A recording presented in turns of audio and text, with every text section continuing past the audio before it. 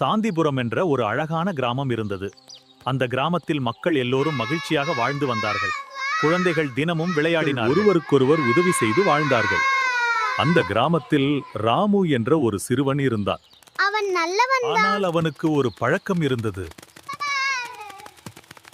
அவன் பல விஷயங்களை கவனிக்காமல் விட்டு விடுவான். ஒரு நாள் ராமு காட்டுக்குள் சென்றான். அங்குதான் இந்த கதையின் பெரிய பிரச்சனை ஆரம்பமாகிறது. ராமு காட்டுக்குள் மரக்கட்டைகள் எடுக்க போனான். அவன் சாப்பிட ஒரு சிறிய தீயை ஏற்றினான். அந்த சிறிய தீப்பொறி மெதுவாக ஒரு பெரிய ஆபத்தாக மாறப்போகிறது. ஆனால் அவன் ஒரு பெரிய தவறு செய்தான். அந்த தீயை முழுமையாக அணைக்காமல் சாப்பிட்டு முடித்த பிறகு அவன் அவசரமாக வீட்டிற்கு கிளம்பினான். அந்த நாளில் காடு மிகவும் உலர்ந்திருந்தது. சிறிய காற்று வீசியது. அந்த காற்று அந்த தீப்பொறியை பெரிதாக்கியது. மரங்கள் ஒன்றன் பின் ஒன்றாக எரிய ஆரம்பித்தன. பறவைகள் பயந்து பறந்தன. மிருகங்கள் காட்டை விட்டு ஓடின.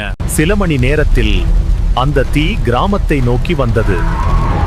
கிராம மக்கள் வானத்தில் பெரிய புகையை பார்த்தார்கள். காட்டுத்தீ கிராமத்தை நோக்கி வருவதைக் கண்டு மக்கள் தங்கள் வீடுகளை காப்பாற்ற முயன்றார்கள். ஆனால் தீ மிகவும் பெரியதாக இருந்தது. சில மணி நேரத்தில் அந்த அழகான கிராமம் முழுவதும் சாம்பலாகிவிட்டது. அடுத்த நாள் மக்கள் காரணத்தை தேடினார்கள். அப்போது அவர்கள் காட்டில் கருகிய இடத்தை கண்டார்கள். அது ராமு தீயேற்றிய இடம். அப்போது அனைவரும் உண்மையை புரிந்து கொண்டார்கள். ஒரு சிறிய தவறுதான் இந்த பெரிய அழிவுக்கு காரணம். சிறிய தவறையும் கவனிக்காமல் விட்டால் அது பெரிய பிரச்சனையாக மாறும். அதனால் நண்பர்களே, சிறிய விஷயங்களையும் கவனமாக பார்த்துக் கொள்ளுங்கள்.